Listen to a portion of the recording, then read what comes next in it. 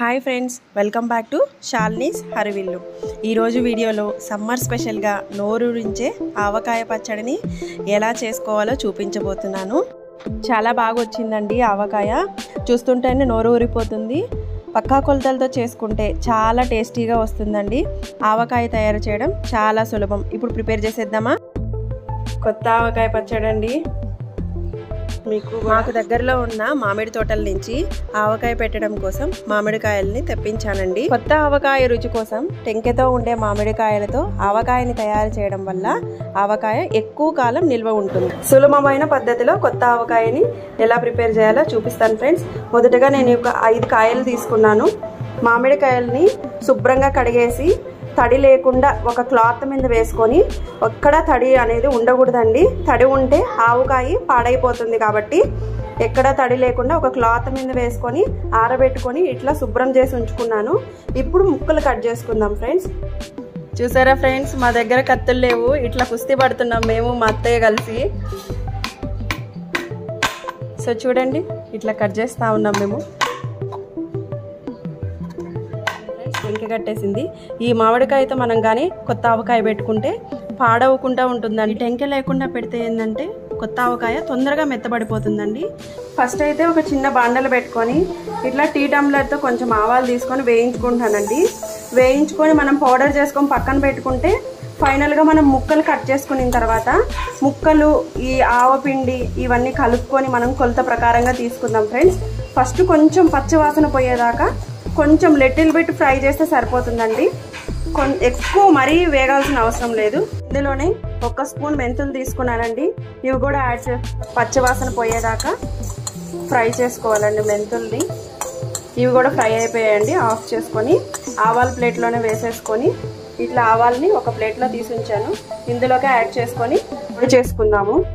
ఇదే ప్యాన్ పెట్టుకొని మనం ఇందులోనే ఆయిల్ అండి, వేరుశనగ నూనెని ఇట్లా ఒక 1.5 గ్లాస్ పెద్ద టంబ్లర్ అండి, 250 ml పడుతుంది ఇది ఆయిల్. దీంతో ఒక 1.5 గ్లాస్ ఆయిల్ కాసి చల్లార్చుకొని పక్కన ఉంచుకుందాము. ఆవకాయలో కలుపుకోవడానికి మనం ఈ ఆయిల్ని యూజ్ చేసుకుందాము. చూడండి ఫ్రెండ్స్, ముక్కలను అయితే ఇట్లా కట్ చేసి ఉంచుకున్నాను. నీట్గా చిన్న ముక్కలుగా, మీడియం సైజు ముక్కలుగా కట్ చేసి ఉంచాను. ఈ సైజులో ఉంటే మనకి వెగటు ఉండదండి పచ్చడి కలుపుకొని తినేటప్పుడు, ముక్కలు తినడానికి కానీ అట్లా. ఇప్పుడు దీనికి మెజర్మెంట్కి తగ్గట్టుగా సాల్ట్, కారం, ఆవపిండి, ఆవాలు మెంతులు వేయించుకున్నాం కదా మనం, ఆ పిండి ఇదే కప్పుతో ఈ ముక్కలు 5 కప్పులు ఉన్నాయండి. 5 కప్పులకి ముక్కాలు కప్పు వేస్తున్నాను. ఇదే కప్పుతో 6 కప్పులు ఉంటే కనుక మనం ఫుల్ కప్పు ఉప్పు, ఫుల్ కప్పు ఆవపిండి, ఫుల్ కప్పు కారం యాడ్ చేసుకుంటే సరిపోతుందండి. 5 కప్పులుగా నేను ముక్కాలు కప్పు యాడ్ చేస్తున్నాను. ఫస్ట్ అయితే సాల్ట్ యాడ్ చేసుకుందాం ఫ్రెండ్స్.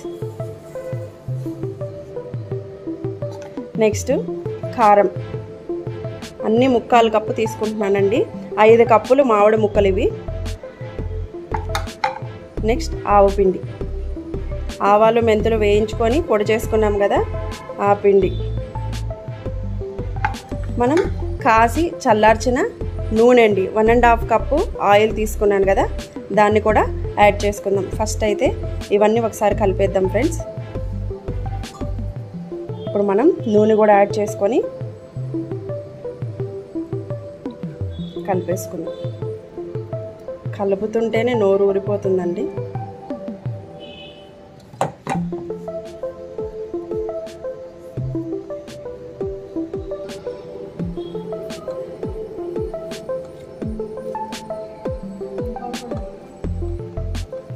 ఇందులో మనం చిటికెడంతా ఇంగువ పొడి వేసుకుందామండి.